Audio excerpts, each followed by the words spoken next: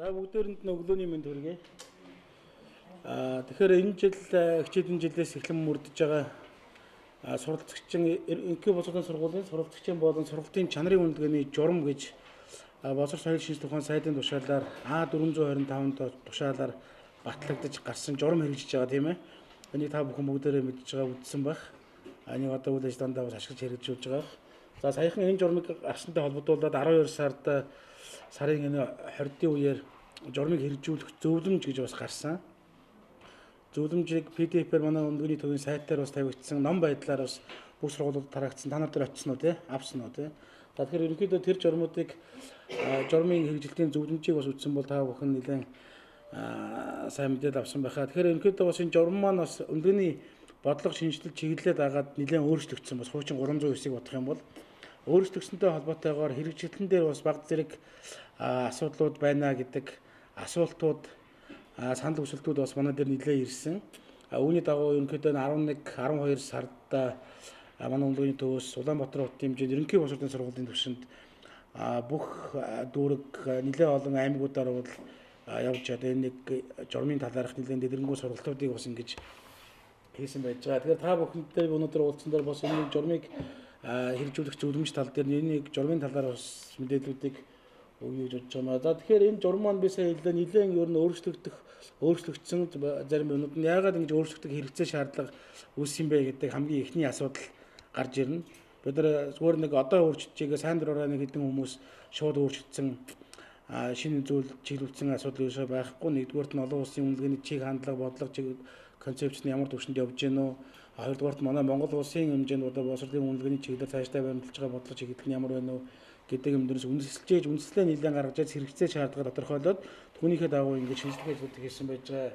За энэ дээр нэг тав харагдж нь өөрөөр хэлбэл энэ 2000 оноос хойш манай Монгол улсын хэмжээнд үндэсний төвшөнд олон улсын санхүүжилтээр хийгдсэн, олон улсын арга зүгээр хийгдсэн томоохон судалгаанууд 2000 оноос хойш авагдаж эхэлсэн байдгийг. За энэ жишээлбэл 2000 оноос хойш авагдсан математикийн хичээлээр зөвхөн жишээ авчихсан байж байгаа. Математикийн хичээлээр ер нь бол олон улсын судалгаа голдуу математик Монгол хэлээр унших чадвар байгалийн ухааны хичээлүүдээр явагддаг. За математикийн хичээл дээр олон улсын судалгаа авагдсан одоо энэ дүнгууд харж байна. За энэ дээр чанарын үнэлгээний судалгааны дүнгууд бол ороогүй байж байгаа. За ийм янз бүрийн судалгаанууд авагдсан байх нь энэний дүнг нь хараад үзэх юм бол бага боловсролын хувьд гэх юм бол ерөнхийдөө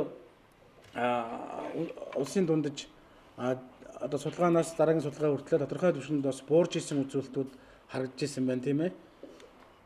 За суур боловсролын түвшинд ч гэсэн ер нь буурж исэн. Ер нь хараад байх нэ 2000 оноос хойш авагдсан олон улсын энэ үндэсний түвшинд авагдсан судалгаануудаас математикч дээр унших чадварч дээр байгалийн ухаанч дээр сурлагын амжилтуудын улсын дундаж бүгд ингээд баг бүр нэг доош унчаагүй. Гэхдээ ерөнхийдөө жоохон буурах хандлагатай явж ирсэн байдаг.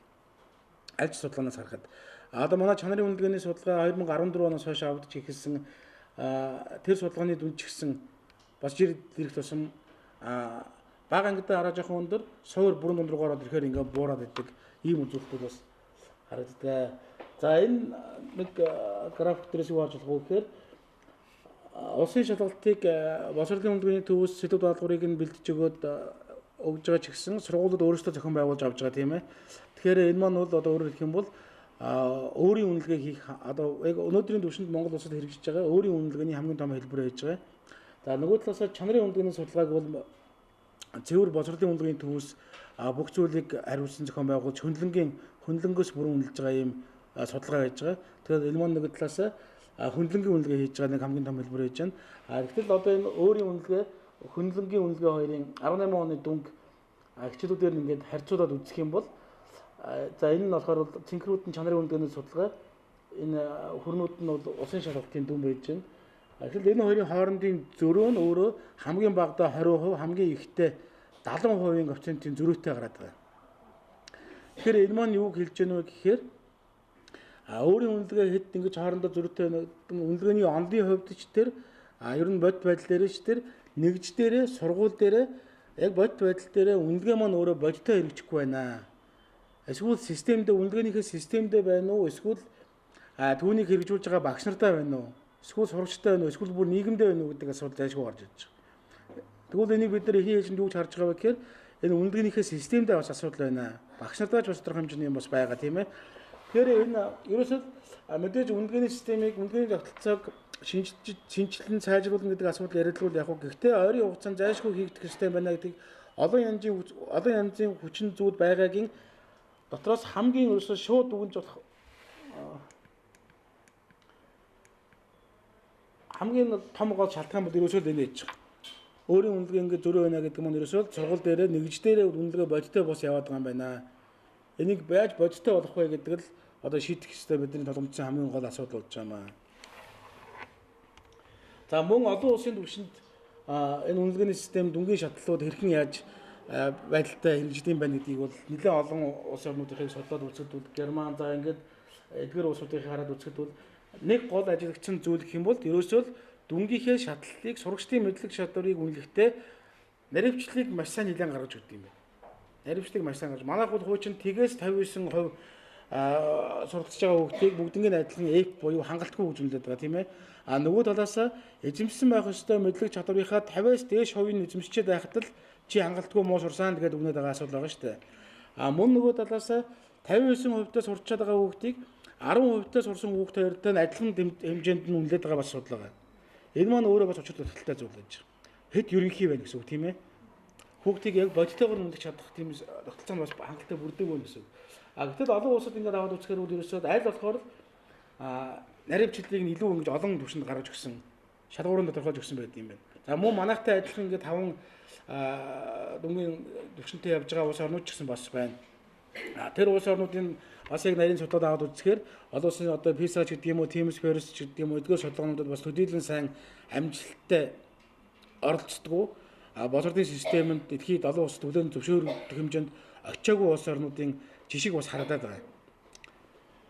Ер нь бол ингээд гэх мэтлэнгээр олон улсад ийм жишг байна. Олон улсад за тэгээд эдгээр төвшингүүдээ тоогоорч тэмдэглэдэг юм байна. Цифрэж тэмдэглэдэг юм байна. Бас ABCD F гэсэн одоо юм үсгээрч бас тэмдэглэдэг туршлага бол аль аль улс оронд нь байна. Манайх бол сая бол үсгээр тэмдэглэж явж ирсэн тийм ээ. За ер нь бол үнэлгээний журмыг бид нар энэ дүнгийн шатлалыг ялангуяа гаргахдаа ер нь үнэлгээний концепц бодож хэлбэлээ тодорхойлохдоо Кембрижийн туршлагыг бол нэлээд авсан. Энийг бол нуух юм байхгүй. Гэхдээ мэдээж шууд хуулцсан гэсэн үг бол бас мэдээж биш шүү дээ тийм ээ. Кембрижийн арга зүйг авч түүнийгээ Монголд тохирох бид нар өөрсдийнхөө онцлогт хэрэгжих боломжтой байдлаар шинэ загварыг ингэж тодорхойлж гаргаж ирэхийг бол зорьсон гэсэн үг. За мөн бас үнэлгээний асуудлыг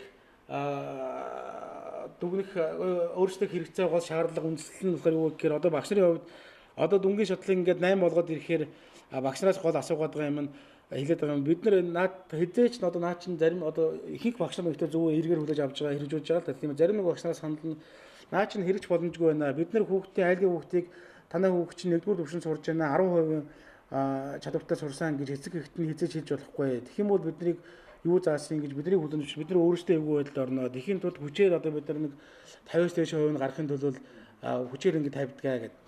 Ерөөсөө л хамгийн гол одоо журмын хэрэгжилтийг амжилттай болгох тал дээр багш нарын хандлагыг өөрчилнө гэдэг айгүй том асуудал байгаа байхгүй юу. Тэгэхээр бидний хамгийн гол том алдаа бол ерөөсөө тэр багшийн хэлж байгаа зүйл байгаа байхгүй юу. Ерөөсөө энэ хүүхдийг яг мэдлэг чадварын бодтойгоор нүлэх юм бол 20 юм уу 30% гарчих гээд байгаад байдаг. Нэг юм 2 дугаар төвшөнд байгаад байдаг. Гэтэл тэрийг эцэг эхт нь хэлэхээр эцэг эх нь хүлээж авахгүй. Одоо манай хүүхдэд баг чи юу зааж исэн гэдэг атлаас нь хандна. Нөгөө талаас эцэг эхт нь таалагдахын тулд дүнгийн автоматар үсгэж байна. Нөгөө талаас өөрийнх нь ажлын амжилтыг нь бас тэр сургуулийн амжилттай нь холбоод өгсөн учраас би 20 хүүхдийг хичнээн би одоо үнэн зөвөр нь 20 30 гээд үнэлт үнчихээр миний нэг ажлын амжилтыг үзүүлэлтэн доошо буурчих гээд байгаа учраас хүчээр бүгдийг нь 60-аас дээшээ тавьчихад байгаа ийм асуудал байж байгаа. Нөгөө талаас бас энэ үнэлгээний мөн чанар үнэлгээний үр дүнгийн тогтолцоог эрх холбоонд эргэж оруулаагүйтэй холбогдлолтойгоор дүнгийн хөөрөл бас нэлээд үүссэн байгаа. Ерөөсөө 60 байна уу 70 байна уу 30 уу 40 уу гэдэг нэг хач холбогдлолтой бос бүгднийг навчаал 60-аас дээшээ тавьж ивэл би хин эндээ биеийн дамраа гэдэг асуудлаас бидний асуудал ханддаг байсан байна гэдээ харагдаж байгаа. За ер нь манай Монгол улсын хэмжээнд боловсролын системд боловсролын салбарт нэг орхидуулсан хангалтгүй хийж ирсэн зүйл тэгсэн ер нь олон улсад эсрэгээрээ хамгийн эрчимтэй хийж байгаа зүйл гэх юм бол ерөөсөө үр дүнд суурилсан үнэлгээний тогтолцоог алдагдсан байдаг. Энэ маань юу гэж байна гэхээр үнэлгээний үр дүнг боловсролын системд эргэх холбоогоор буюу фидбэкээр ашиглах байдал маш тутмаг. Бид нар ямар альва нэгэн шалгалт судалгаа авлаа гэж аваад түүнийхээ үр дүнг нь ийм байна гэд эцсийн дүгнэлт хийгээд орчдөг. Тийм байна. За чи сайн байна, чи муу байна. Тэр сургууль сайн, тэр сургууль муу, тэр багш сайн, тэр багш муу ч гэдэг юм уу. Тэгвэл гарч ирсэн үр дүн дээр нь тулгуурлаад боловсролынхаа бодлогыг тодорхойлоход багш бажлаа төлөвлөхөд хүүхдийн сургуулийн амжилтыг сайжруулахын тулд яах ёстой бэ гэдгээ буцаагаад дүгнэдгүү тэрнийг үйл ажиллагаанд ашигладаг байдал нь дутмаг байдаг. Тэгвэл энэ журмаар бид нар тэр асуудлыг аль болохоор шийдэхийг бас зорьсон. Энэ байдал манай дээр дутмаг байсан байна.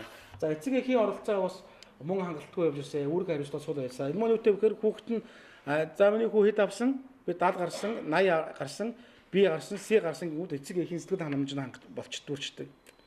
Миний хүү одоо A B C сурж байхад хангалт энэс өөр илүү яах вэ гэд. Хэрвээ тэр хүүхдийг яг үнэн зөв бодтойгоор нь 40-ийн нь 40-өөр нь 50-ийн нь 50-аар нь 30-ийн нь 30 хамаахгүй бүр 10-аар нь хэрвээ багш тухайн үед нь үнэн зүгээр нь 50 өгдөгсөн бол 50 өгчээсэн бол эцэг эхчүүд анхаарлаа хандуулж эхэлнэ тийм ээ. Яагаад ийм болчихв? Энэ юундаа байна уу? Гэр бүлдээ байна уу? Очиндоо байна уу? Хүүхдтэй өөрт нь байна уу? Багшд нь байна уу? Сургуульд нь байна уу гэдэг тал дээр эцэг эхчэнд мэдээж анхаарал тавьж одоо сургууль дээр багш нартай хамтарч ажиллах хэрэгцээ шаардлага үүснэ шүү дээ. Ийм байдал манай дээр төдийлөн судалгааны үндсэн дээрээс гарсан өвлөдөө байгаа шүү дээ. Тэгэхээр тийм байдал бас хангалтгүй өгдөг байсан байна. За тусгай хэрэгцээд босол шаардлагатай сурвалжчийн үнэлгээний асуудлууд ерөөсөө бас хаягдчих явдаг байсан. Яг яахан тодорхойгүй. Одоо ялангуяа энэ маань анги төвшин шалгалт, улсын шалгалт бол жилийн эцсийн дүн гарах төвшөнд нэг зүйднээс ирсэн юм шиг одоо яах вэ бидний асуудлыг яах вэ гэдэг асуудлуудыг жил болгон ярьж явж байдаг. Тэгвэл ерөнхийдөө энэ асуудлуудыг бас зайлшгүй шийдэх хэрэгцээ шаардлага байсан байна гэдэг зүйлүүд бол ингээ харагдаж байгаамаа. За энэ бүгд дээрээс үндэслэлүүд зайлшгүй үнэлгээний журмыг бол тодорхой төвшөнд шинжлэх хэрэгцээ шаардлага байгаа юм байна. Өөр төвшөнд аваачихыг бол зорих хэрэгтэй байна гэдэг зүйл нь ажиллагдаж байгаа. За үүний дагуу бол A425 тоо тушаал гэж бол гарсан. Энэ хичээлийн жилээс эхлээд дагаж мөрдөж байгаа. За мэдээж бол энэ журам маань нэг удаагийн үйлдэлээр нэг удаагийн хийснээр бол төгс босронгоо эцсийн байдлаар бол гарчна гэж бол угаасаа байхгүй. Энэ маань жил ирт тулсан мэдээж сайжраад журам дээр тодорхой хэмжээний нэмэлт өөрчлөлтүүд бас ороод явах юм учиртай. Тэгэхдээ бид нар энэ үнэлгээний журам дээр бол ерөөсөө боловсролын үнэлгээтэй холбогдлолтой бүхэл асуудлыг зохицоор нь ингэж шийдэхийг гол зорьсон. Энэ үнэлгээний журам амжилттай хэрэгжихэд ерөөсөө хамгийн гол тулгамж байгаа нэг бэрхшээл байгаа. Хуучин тогтолцооноос багш нар хандлага өөрчлөхгүйгээр энэ үнэлгээний журам амжилттай хэрэгжихгүй байна гэдэг харагдаж байна. Энэ зүйл үүн дээр сарж нөхөр бид нар одоо 9 сараас хэрэгжиж эхлэе гэнгүүт 9 сараас эхлээд одоо ингээс 9 10 11 сард хамгийн эхлээд шууд үнэлгээнийхээ журмын хэрэгжилтийн талаарх зөвлөмжийг шууд багш нар за энэ заалтанд тэгсэн үг шүү, тэрийг нь тэгж ойлгоно шүү, ингэж хэрэгжүүлнэ шүү гэдэг сургалтыг эхлээд шууд өгж байгаа. Тэнгүүт ингээ багш нартай уулзаад нэлээд олон газараа яваад ирэнгүүт сургалтынхаа арга барилыг агуулгыг өөрчлөхгүй болохгүй юм байна. Шууд журмынхаа хэрэгжилтийг тэгэн ингэн гэж заахаасаа илүүгээр эхлээд яг үнэлгээнийхээ талаар онлын талын мэдлэг ойлголтыг бас айшгүй хэрэгтэй юм байна. Тэр онцлог үнэлгээ гэж юу юм, явцын үнэлгээ гэж юу юм, эцсийн үр дүнгийн үнэлгээ гэж юу юм, эдгээрийг яагаад хийх ёстой юм. За тэгээд бүлэг сэдвийн үнэлгээ ч гэх юм уу сургууль дээр суурилсан үнэлгээ, өөрийн үнэлгээ, энэ дүнгийн шатлал, үнэлгээний шалгуур үзүүлэлт гэдэг юм уу эдгээр зүйлүүдийн талаар эхлээд суур мэдээлэл нь өгж хандлагыг өөрчилж дараагийнхаа түвшинлөө энэ журмын амжилттай хэрэгжүүлэх тал руу орохгүй бол энэ журм маань амжилттай хэрэгжихгүй байна гэдэг ойлголтыг авч байгаа. Түүнийхээ дагуу одоо энэ үнэлгээний журмыг танилцуулах сургалт маань өөрөө бүтэн нэг өдрийн сургалт болж өгөрч. Уул нь бол зөвхөн энэ журмын хэрэгжилтийн танилцуулгад бол нэг цаг байхад хангалттай л да тийм ээ. Гэтэл энийг хэрэгжилтийн нэг зөв чиглэл зөв голдролд нь оруулахын тулд эхлээд олон суур мэдээллүүдийг өгж дараагаар нь холбогд дагалдах мэдээллүүдийг бүгдийг нь өгч бүтэн нэг өдрийн сургалт дангаараа бий болоод ингээ өрч. Тэгэхээр энэ журм маань амжилттай хэрэгжихийн тулд багш нарын хандлага төлөвчлөлийг бас өөрчлөх зайлшгүй хэрэгцээ шаардлага байгаа байна гэдг нь харагдж байна. За энэ журмаар шийдсэн гол асуудал гэх юм бол бидний одоо оруулж ирсэн хамгийн том шийдэл гэвэл олон улсын түвшинд ч байдаг. За бүх үнэлгээ нь шалгуур суурилсан байна гэдэг өгүүлбэр оруулж ирсэн байж байгаа.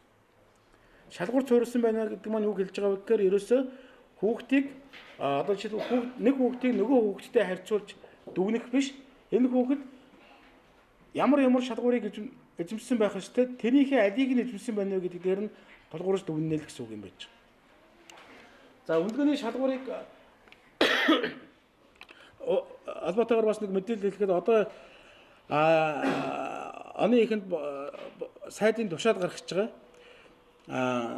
Үнэлгээний шалгуур үзүүлэлтийг боловсролын төвшин, анги, хичээл, агуулга, бүлэг сэдвүүд бас бүрээр боловсруулж гаргана.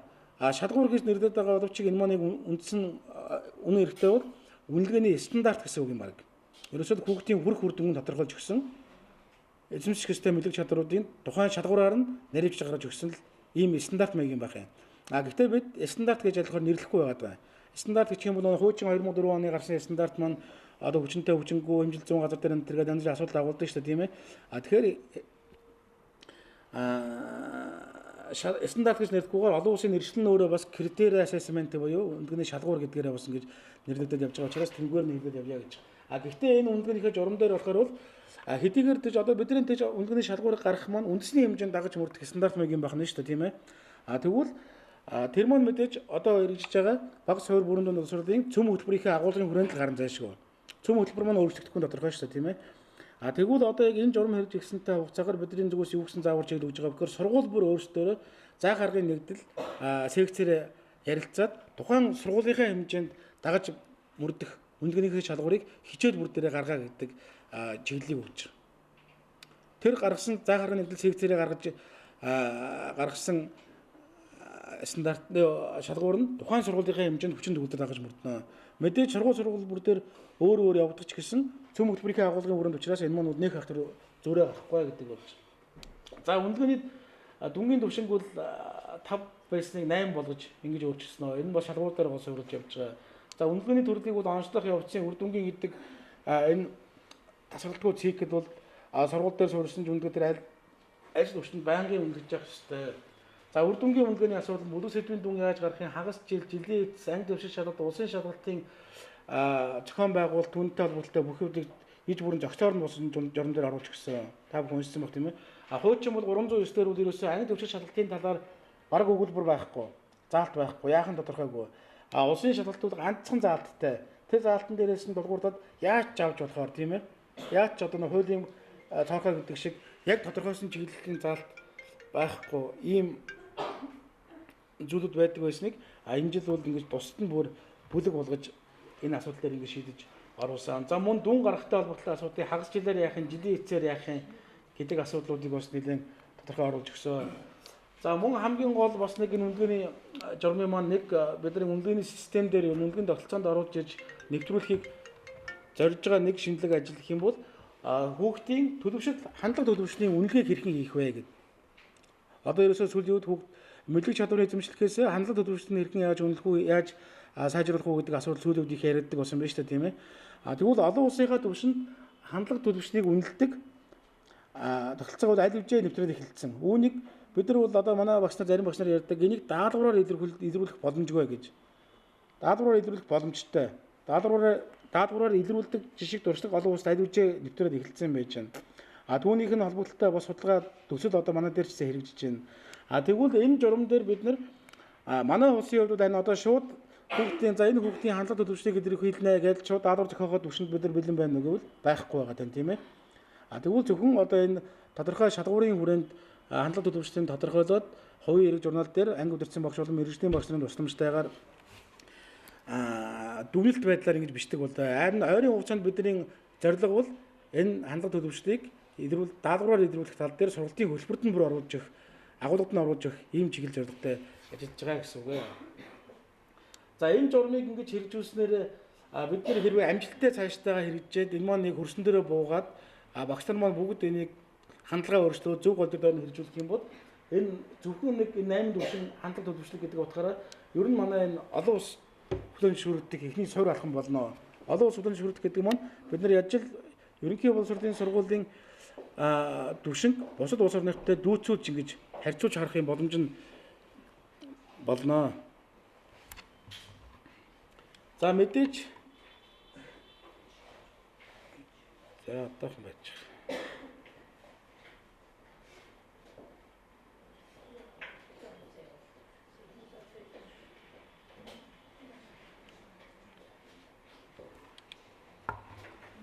За мэдээж одоо энэ сурвалжчийн үнэлгээний бүхий л асуудлууд бол багшийн үнэлгээний журамтай бол салшгүй зайлшгүй холбогдож уялдаж ингэж ажиллана. Багшийн ажлыг үнэж дүгнэх журам бол одоо бас яг энэ цаг хугацаанд төсөл байдлаар боловсруулагдчихсан. хилцүүлэх, сайжруулах шатндаа явж байна. Энэ бол ойрын хугацаанд одоо буюу 2-3 сараас хэтрэхгүй батлагдаж ингэж та бүхний гар дээр бас очноо. За саяны ярьсан зүйлүүд ерөнхийдөө журмын маань бүтэц агуулга бол энэ дээрээс гарч байна. Нийтдээ 7 зүйл залттай.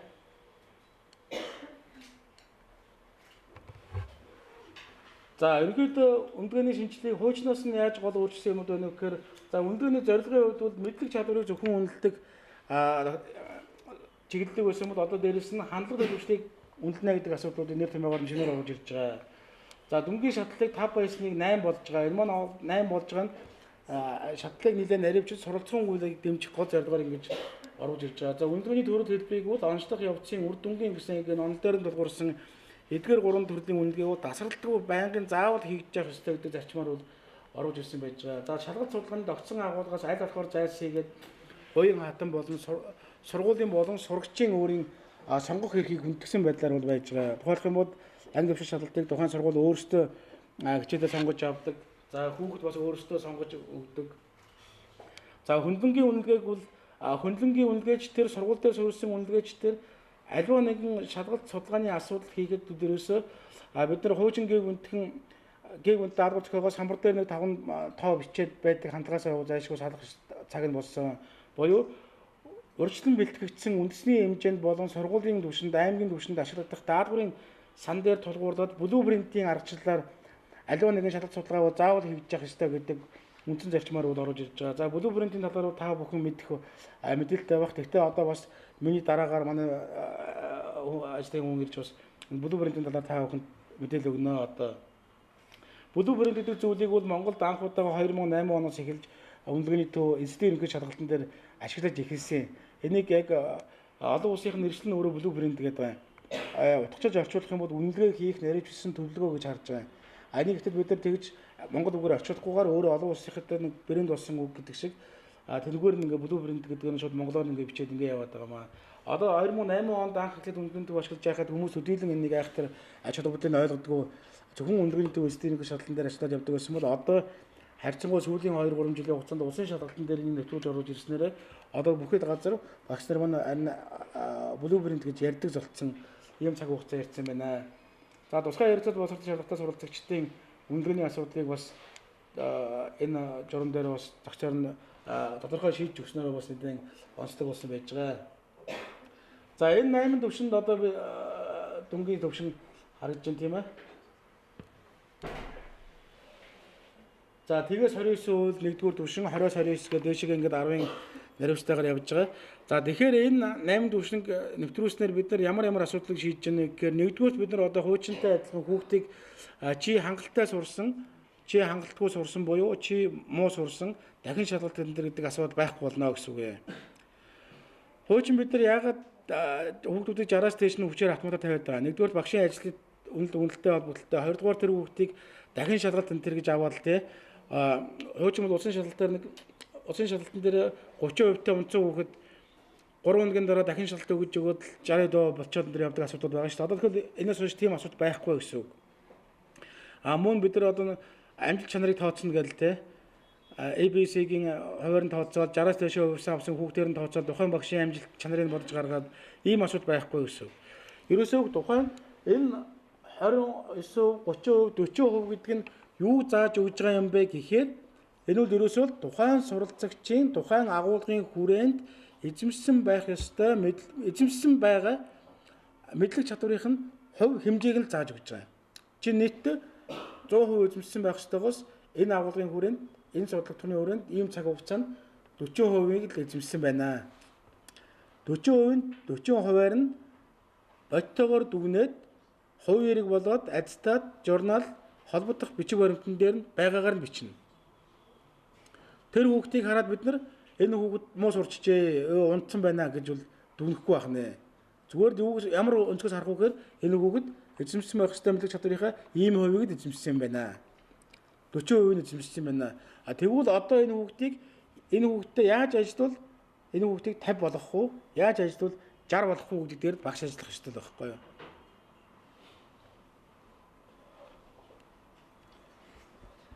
Тэгэнгүүт одоо багшийн ажлыг үнэлж дүгнэх асуудал энтэй холбогдно гэхээр яаж холбогдох вэ гэж асуудал гарч байна тийм ээ. аль төвшөнд хүүхдүүдэд хичээл заасан сургасан хүүхдүүд багшийг амжилттай сургасан гэж үзэх вэ гэдэг асуудал гарч байна да тийм ээ. Тэгвэл ерөөсөө багшийн ажлыг гол үнэж дүгнэхдээ ахиц амжилтаар нь үнэлнэ гэж байна. Суралцагчийн ахиц амжилтаар нь буюу 30-та хүүхдийг онцлог үнэлгээ хийгээд 30-ийн түвшингийн тогтоочдод юм уу? Тэгвэл багш өөрөө сургалтын арга зүй технологи боловсруулаад тэр хүүхдтэй ажиллаад тодорхой хугацааны дараа тодорхой зорилгын хүрээнд ажилласны дараа 30-ыг нь 40 болгосон байлаа гэж бодъё. 3-р түвшнийг нь 2-р түвшнийг нь 3-р түвшинд оруулсан байвал энэ багшийн ажлын амжилт мөн үү? Мөн. Үүгээр нь тооцноо. Яг энэ асуудлаар нь хагас амжилтаар нь тооцох асуудлыг одоо багшийн үнэлгээний багшийн ажлыг үнэж дүгнэх журам дээр нь бас оруулж өгч байгаа. 50 байсныг 51 болгож байх юм бол энэ тодорхой хэмжээний хагас амжилт мөн гэдэг талаас нь. Тэрнээс заавал багшийг тэр хүүхдүүдийг бүгднгийн нэг 60-аас дээшээр сургаад байхаа гэж толгохгүй. Хамгийн гол нь тухайн хүүхдээр нь хүүхдийг бодиттой үнэлээд түн дээрээ хүүхдийг бодиттойгоор ахиулж таах ёстой, амжилтыг өсгөж таах ёстой гэдэг гол шаардлага тавьж байна. Мэдээж бидний эцсийн туйлын зорилго бол аль болохоор бүх хүүхдийг бол өндөр түвшинд сургах нь бол зорилго тийм ээ. Гэтэл бодит байдал дээр энэ маань өөрөө хэрэгжих боломжтой гэвэл бас төдийлөн бас үгүй. Бид нар хязгаарч бүх хүүхдийг бүгднгийн ижил түвшинд 90-100-ийн хооронд сургаж угаасаа байхгүй шүү дээ. Тэгэхээр боломжоор нь хамгийн дээд зэгтэнд хүрэхин тулд ажиллах хэрэгтэй байхгүй юу? Энэ хүүхэд өнөөдөр 30% таа байгаад байгаа хүүхд юм байна. Тэгвэл би энтэй ингэж ажилласны дараа би энэ хүүхдийг би ямар ч байсан би 70 дээр авчнаа гэдэг зорилго тавиад багш ажиллаад 70-даа хүрч байх юм бол тэр бол багшийн өөрийн ажлын амжилт бол мөн гэж ийм утгаар нь үнэлнэ гэж бас харж байгаамаа. Тэгвэл одоо энэ 8 түвшин болгоод ирэхээр багш нарын бас энэ дээр буруугаар ойлгоод асуугаад байгаа зүйлүүд нь бас юу гэхээр 8 түвшингээр нь за энэ ард талын шалгуурууд нь байж байна тийм ээ. Энэ шалгуурууд бол тухайн түвшин дэх эзэмшсэн чадварын шалгуурыг гаргаж өгсөн. Ерөнхий байдлаар нь цөм хөтөлбөрөөсөө тулгуурлаж гаргаж өгсөн байж байгаа. Тэгэхээр багш нарын бол асуугаад зүйл юм түвшин бүр дээр нь тохирсон энэ шалгуурыг хангасан даалгавар боловсруулна гэдэг гэж ойлгоод түвшин бүрд нь тохирсон даалгавар бид нар боловсруулж чадахгүй байна. Хэцүү байна, боловсруулах боломжгүй байна гэдэг асуудал яриад байна. Тэгвэл ямар ч тэр түвшин бүрд нь тохирсон даалгавар боловсруулах шаардлага байхгүй. Бид нар хуучин ABCD F гэж үнэлэг байхдаа ч гэсэн түвшин бүрд нь тохирсон даалгавар боловсруулахад хүүхдөөсөө шалгалт авдаг байсан уу? Үгүй шүү дээ, тийм ээ. Тэгэхээр энэ түвшин хувь маань юу гэж хэлж байгаа юм бэ гэхээр тодорхой нэг аливаа нэг шалгалт үнэлгээ судалгаа хийхэд тодорхой нэг зорилгын хүрээнд тийм үү? Тэр зорилгынхаа хүрээнд блупринтээ бид нар гаргана. Энэ блупринтээ гаргана гэдэг маань бид нар агуулга тодорхойлж гаргаж ирнэ гэсэн үг. Энэ агуулгын хүрээнд тухайн суралцагчаас аливаа нэгэн үнэлгээ хийхэд гарч ирсэн үр дүн буюу энэ үр дүнгийн үнэлгээ нь тухайн суралцагчийн түвшинг нь зааж өгч байгаа буюу одоо жишээлбэл гарч ирсэн үр дүнгийн үнэлгээ нь 40-с 49% 3 дугаар түвшинд байлаа гэхэд энэ шалгуурыг хангасан хөвгөл байна гэдэг нь харагдаж байгаа. Энэ шалгуурыг ерөнхий шийдвэрийн хатаас.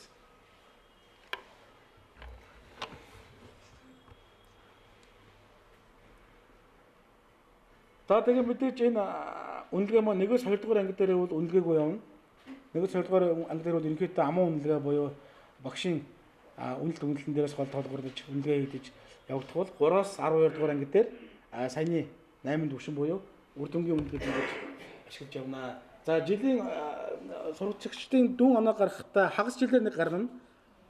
Жилийн эцээр нэг гарна гэж. Хуучин удирдал болгоно гаргадаг байсан тийм ээ. Одоо тэгж гаргах шаардлагагүй. Тухайн багш бол бүлэг сэдвийн үнэлгээ гэдгийг бол хийж явна. Бүлэг сэдвийн үнэлгээ хийж явж байгаад хагас жилээр дүн гаргана. Хагас жилийн дүн гаргахтаа 1-с 2 дугаар улирлын агуулгын хүрээнд үр дүнгийн үнэлгээ хийнэ гэж. За 1-с 2 дугаар улирлын агуулгын хүрээнд үр дүнгийн үнэлгээ хийнэ гэдэг маань заавал нэг шалгалт тест бичгийн шалгалтыг авна гэсэн үг бас биш. Үр дүнгийн үнэлгээ хийх зөндөө олон арга байж байна. Амаар асууж болно, бүтээл багаар ажиллаж болно, судалгаа хийлгэж болно, бие даалт өгж болно. Тэр үр дүнгийн үнэлгээ хийх хэлбэр нь тухайн багшийн сонголт. Ямар ч байсан хагас жилээр дүн гарах хэрэгтэй. 1-с 2 дугаар улирлын агуулгын хүрээнд тийм ээ. Хагас жилийн дүн гарах гэхэд 1-р улиралд үтсэн, 2-р улиралд авсан тэр бүлэг сэдвийн үнэлгээ тооцогдохгүй гэж. Бидний бас нэг хуучин явж ирсэн нэг алдаа маань тэрийг одоо засчаазуулах гэж оролдож байгаа зүйл маань гэх юм бол хагас жилийн дүн гарахтаа бид нэр одоо бүлэг сэдвүүдийнхээ дүнг дундаждаад тооцож хүн гардаг байсан тийм ээ. Тэгээд мөн бас эртцийг явцыг бас тодорхой нэг хувь тооцож томьёогоор удаж хүн гардаг байсан тийм ээ. Тэгвэл олон улсынхаа туршлагч тэр онлынхаа хувьд ч тэр үнэлгээний үр дүнгийн эцсийн дүн гаргахдаа дундаж бодож гаргадгүй гэдэг маш том асуудал. Бид нар хуучин бол ерөөсөө яадгүй гэхээр бүлэг сэдвүүдийнхээ дунджийг тооцож удирдлын дүн гэж гаргана. Удирдлынхаа дунджийг тооцоод хагас жилийн дүн гэж гаргана. Тэгээд жилийн эцсийн дүн гаргахдаа нөгөө нэг олон баахан дунджуудынхаа ахаа дунджийн тооцоо жилийн эцсийн дүн гэж гаргадаг байсан тийм ээ. Тэгвэл энэ дундаж тооцож гаргаж байгаа чинь ерөөсөө тухайн үр дүнд чинь хүүхдийн мэдлэг чадвар эзэмшилтийн түвшинг шууд заана гэдэг бодиттой дүнгээс л тодорхой түвшин зөрөөд байгаа асуудал байгаа байхгүй байж болдгоо гэдэг. Яг эсэлтийн ерөнхий шалгалтын дээр бол манай аливаа нэгэн дүн оноо гарахтаа дундж боддог асуудлууд ерөөсөө огт байдгүй. Тэгэхээр бидний одоо энэ журам дээр тавьж байгаа гол концепт гэх юм бол ерөөсөө хагас жилээр үнэлгээ хийхдээ нэгээс хоёрдугаар агуулгын хүрээнд нэг үнэлгээ хийх нь шүү дээ. Үр дүнгийн үнэлгээ. Тэр үнэлгээ хэлбэр нь янз бүр байж болно. Жилийн эцэст бас нэг үр дүнгийн үнэлгээ юм. Тэр нь нэгээс дөрөвдүгээр удирдлын агуулгын хүрээнд нөгөө хагас жилийн чинь дүнч нөлөөлөхгүй гэсэн үг. Нэгээс дөрөвдүгээр удирдлын агуулгын хүрээнд бас үр дүнгийн үнэлгээ хийгээд дүн оноогоо гаргана. Жилийн чинь дүнгээ гаргана гэсэн үг. Мөн үр дүнгийн үнэлгээг хэлбэр нь яаж ч болно тийм ээ. Бичгийн шалгалт авсан ч болно, амаар асуусан ч болно, бие даалт судалгаа одоо бүтээлч юу яаж болно тэр бүх байж болох хэлбэрээр нь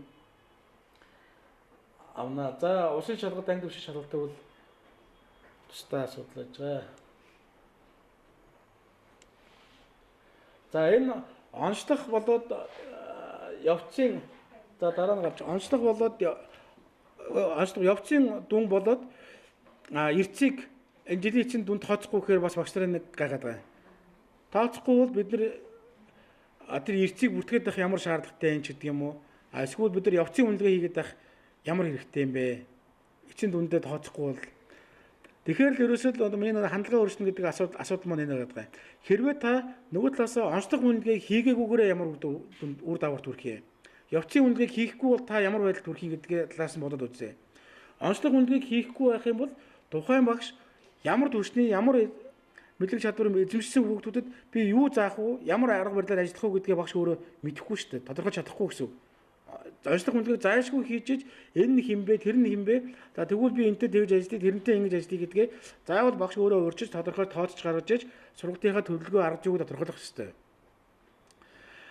Явцын үнэлгээг хийхгүй бол багш одоо тэгээд онцлог түвшингийн тодорхойлолтоо за энэ хүүхдэд тэгвэл би ингэж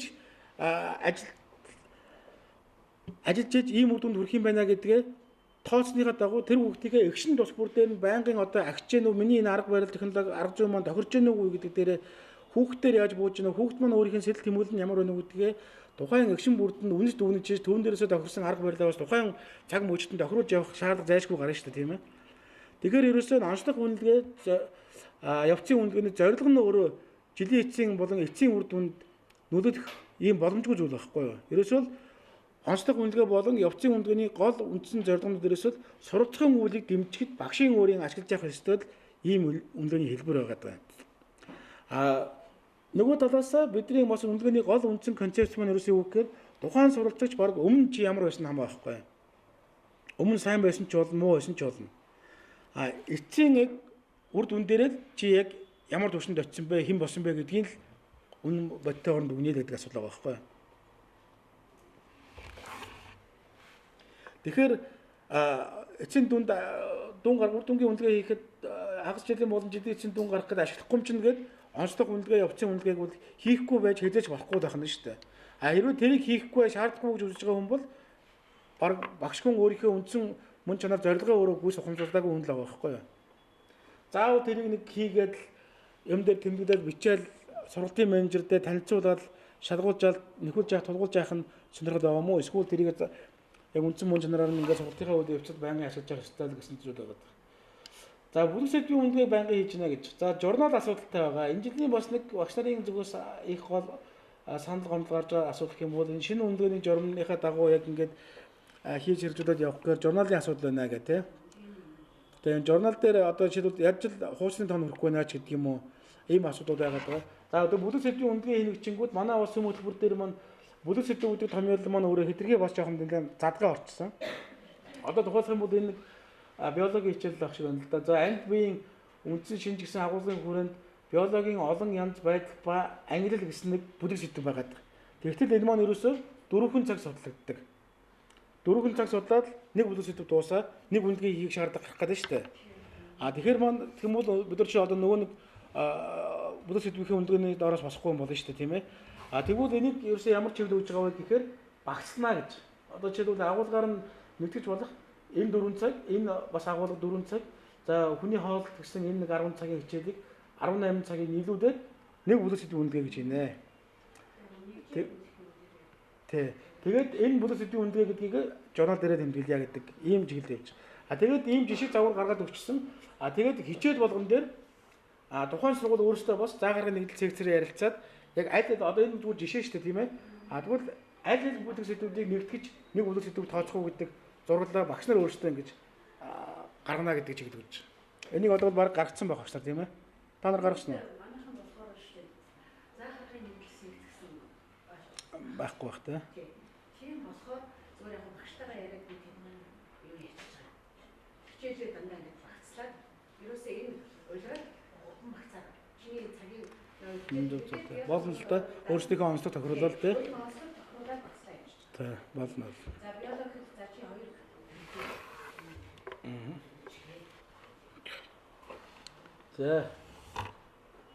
За онцлог үнэлгээ явцсан үнэлгээний талаар би бас ерөнхийдөө сая түрүүнд хэлсэн дээ. Ерөөсөө л энэ үнэлгээнүүдийн үндсэн мөн чанарыг бид нар зайлшгүй хүүхдээ оншилж ээж, явцад нь дэмжиж, үнэлж дүгнэж ээж, эцэст нь ямар үр дүнд хүрсэнгүй гэдгийг хэмжиж явах ёстой гэсэн яг энэ үнэлгээний дасгалтгүй цикл бол байнгын хэрэгжилж явах ёстой байгаа байхгүй юу. Энэ гурвын аль нэгийг хийхгүй дасгалтгал юм бол нөгөө үнэлгээ чинь үр дүнтэй, бодиттой бос үнэлэгдэнэ гэдэг чинь дахиад автодол явчих юм асуудал үүсэх юм байна. Тэгэхээр зайлшгүй оншилж явах ёстой. Явцад нь байнгын үнэлж дүгнэж явах ёстой. Эцэст нь үр дүнгээ харж явах ёстой. Эдгээр үнэлгээ чинь юуны тулд хийж байгаа юм? Ерөөсөө суралцсан үйлийг гол дэмжигдэл чиглэж хийж байгаа асуудал байгаа шүү дээ, тийм ээ. За суралцагчийн хандлага төлөвшлийг үнэлж дүгнэх ийм 6 ийм шалгуур гаргасан байж. Одоо бид нар хүүхдийн хандлага төлөвшлийг үнэлнэ гэдэг хуучин хувийн иргэн дээр одоо бич тэмдэглэдэг шүү дээ, хүүхдийн өгч төлөвшлийн тодорхойлтыг тий. Тэнгүү тэр тодорхойлтыг ерөнхийдөө та нар ч гэсэн мэдж байгаа хараад үзэх юм бол баг хүүхд бүрийн үг өгүүлбэр нь дүгнэлт нь адилхан шахуу 1-2 үгээр л өөрчлөгдсөн ийм байдаг тийм ээ. Тийм. Тэгвэл одоо ерөөсөө бид шинэ одоо энэ журмаар яаж хийх вэхээр ерөөсөө энэ шалгуурын хүрээнд энэ шалгуурын хүрээнд одоо дүгнэнэ гэж байгаа. Тэгэнгүүт энэ шалгуурын хүрээнд одоо хичээл заадаг багш нар нь хүүхд бүр дээр бичнэ гэвэл бас ачаалан даагдахгүй дийлдэхгүй юм болно тий. Тэгвэл энэ загвар гараад өгсөн байж байгаа. Ерөөсөө энэ шалгууруудыг тавиад өгчихсөн. Тэгээд хүүхдийн нэрсийг зоочсон. Ерөөсөө одоо Дорд Бат энэ Амар гэдэг хүүхэд энэ шалгуурыг хангаж яана уу юу? Чеклээд хангасан тийм үгүй гэдэг зарчмаар явчих. Тэ? Тэнгүүд энэ хичээл заадаг багш болгоноос хүүхд бүрдээ тодорхойлт авна шүү дээ. Дүгнэлт авна. Үүнийг нь анги удирдсан багш нь нэгтгээл хөлийн дүнгийн шууд харчна гэсэн үг шүү дээ, тийм ээ. Нэгтгээд за манай Амар бол яг энэ чадварын хувьд бол нэлээд хангалтгүй яваад байгаа юм байна гэдэг талаас нь яг энэ чадварын агуулгын хүрээнд л тодорхойлт тэр хоёр дээрээ бич тэмдэглэх загварыг ингэж өөрчилж оруулж байгаа гэсэн үг. Тэгээ загвараараа гарна. Хувийн хэрэг одоо бас яг энэ журамтай холбогдлолтойгоор шийдлэгдэж байгаа. Ойрын хугацаанд нарын гар дээр очиж гэсэн.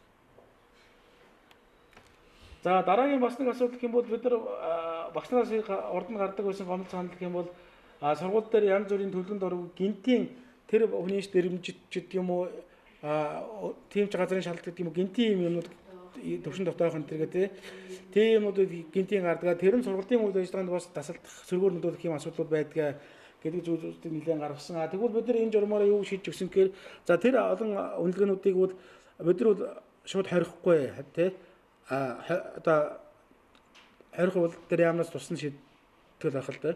Гэтэл бол нээлттэй хамаахгүй авч болно.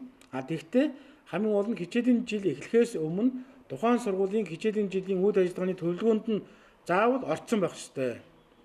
Орж иж тэр төлөвлөгөөнийхөө дагуу авдаад явж явах ёстой гэдэг гол шаардлага тавьж байгаа. Тэгэхээр яг иймэрхүү зүгээр жишээ загвараар тухайн сургууль өөрөөсөө хүндэнгийн үнэлгээ хэлж шинжилгээний ийм графикийг бол заашгүй ингэж гаргаад яг энэ графикийнхаа дагуу үнэлгээ ингэж явуулж явах ёстой гэсэн заавар чиглэлийг өгч байгаа.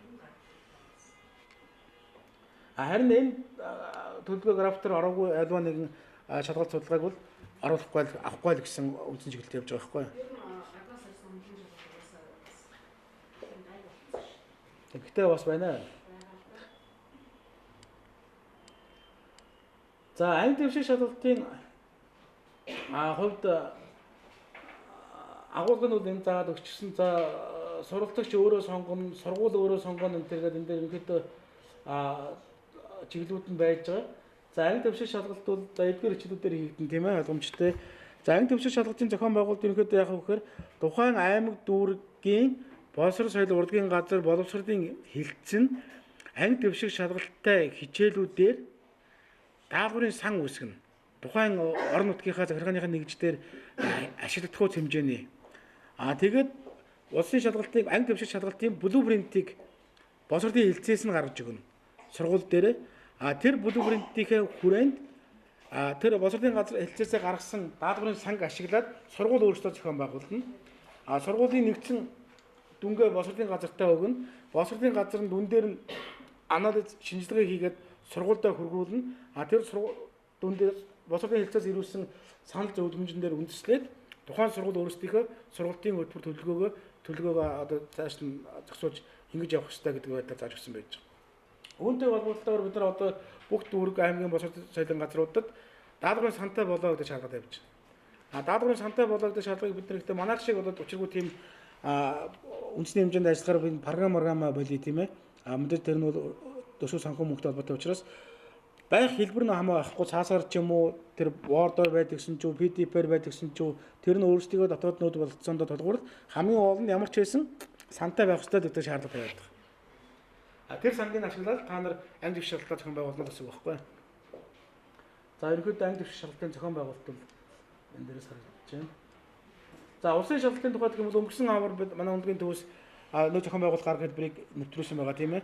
Нээлттэй даалгаврын санг ашиглаад өндгөөний төвөөс блупринтийг өгөөд тэр блупринтийн дагуу сургууль өөрсдөө шалгалтаа зохион байгуулад дүүн оноогоо боловсролын мэдээллийн нэгдсэн системд шивж оруулна гэдэг зарчмаарууд явж байгаа. За энэ асуудлыг бол яг энэ журам дээр бол бүр яг зүйл заалтаар тодорхой маш сайн ингэж усаад өгчихсөн байж байгаа. За энэ даалгаврын сангийн өндгөөний төвөөс даалгаврын санг ашиглалтанд оруулсан товчхон бос мэдээлэл хэлж. За энэ даалгаврын санг өнгөрсөн бид нар хавар 3 сараас эхлээд за бараг 4 сараад ч ашиглалтанд оруулсан тийм ээ.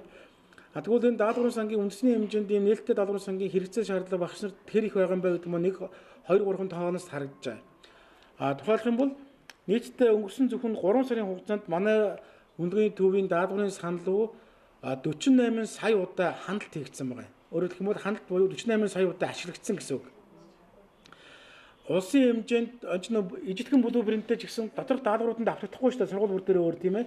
Тэгвэл улсын хэмжээнд 18 мянган ширхэг давтагдах шиг хувилбар бий болсон байгаа. Нэг ижил блупринтийн хүрээнд нэг ижил агуулга төвшөнд гэхдээ доторх даалгаврууд нь өөр давтагдахгүй гэсэн үг шүү дээ тийм ээ. Ийм даалгаврууд үүссэн байж.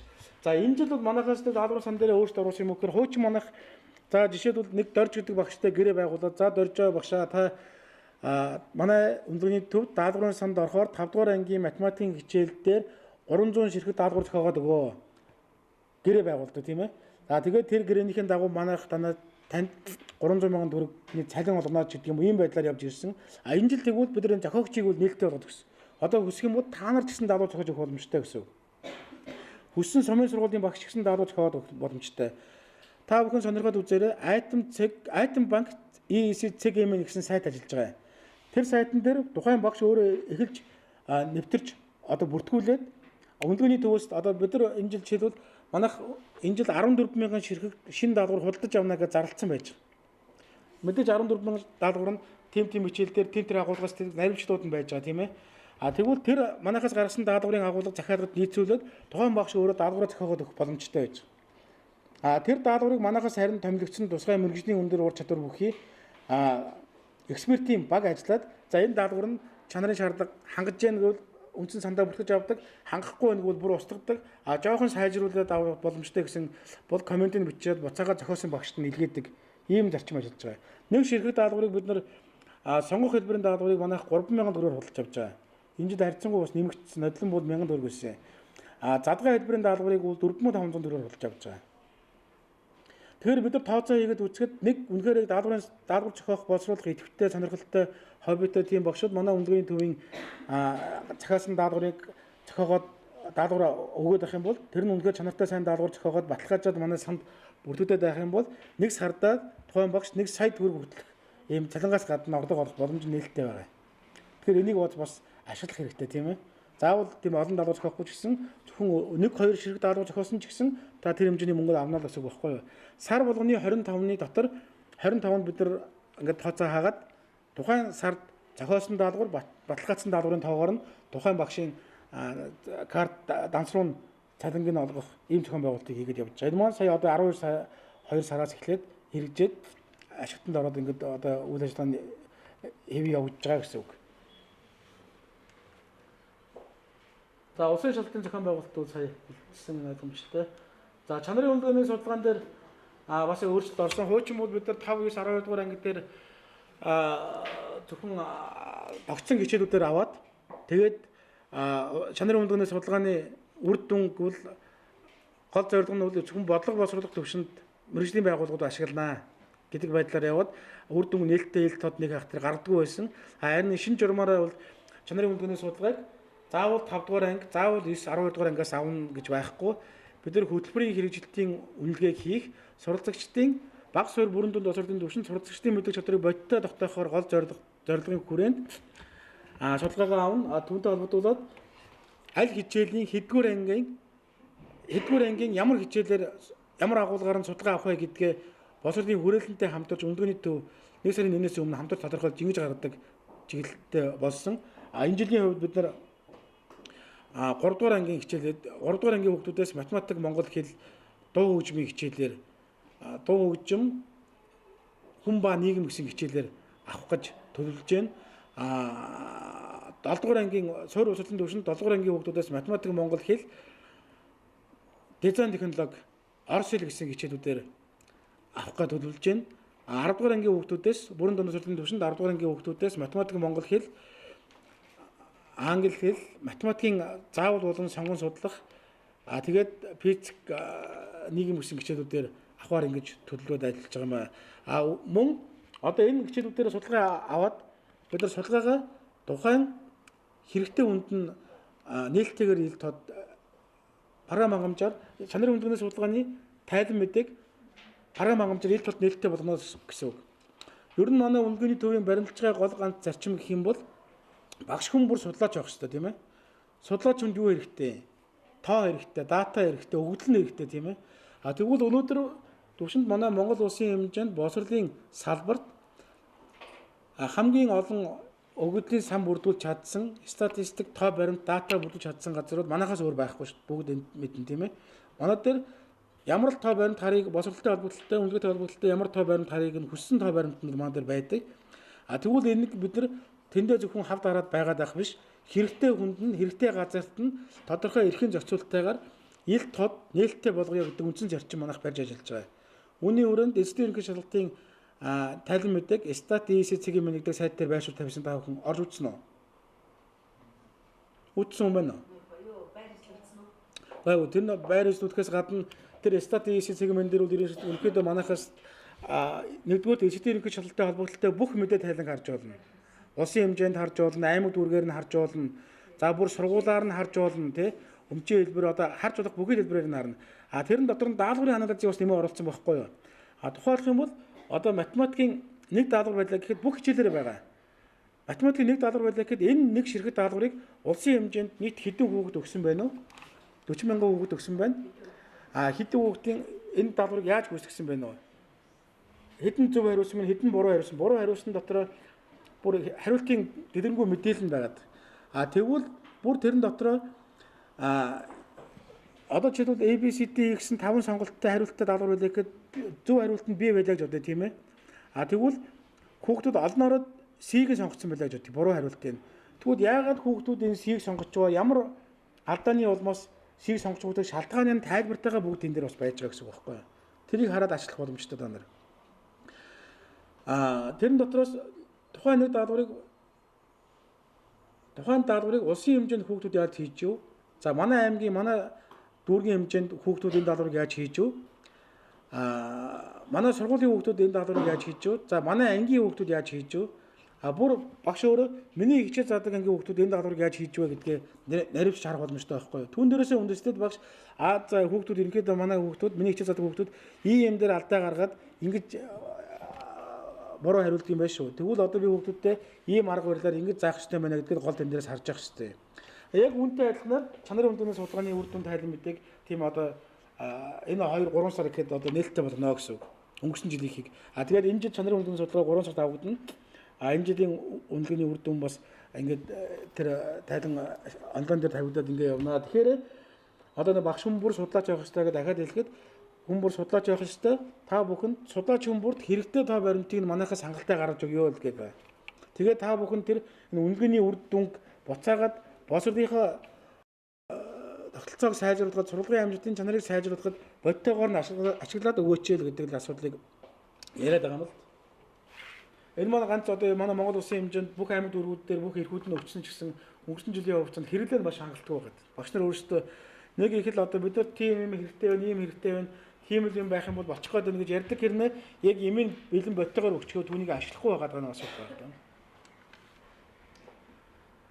За ингээд ерөнхийдөө эцэст нь манай үндэсний энэ журмын маань гол үндсэн концепт бол ерөөсөө хүүхэд бүрийн хөгжил, мэдлэг чадвар, хандлага төлөвчдийн өөрчлөлтөөр хэмжигдэнэ гэдэг гол үндсэн концепцаар энэ үндэсний журам маань боловсруулагдаж гарсан.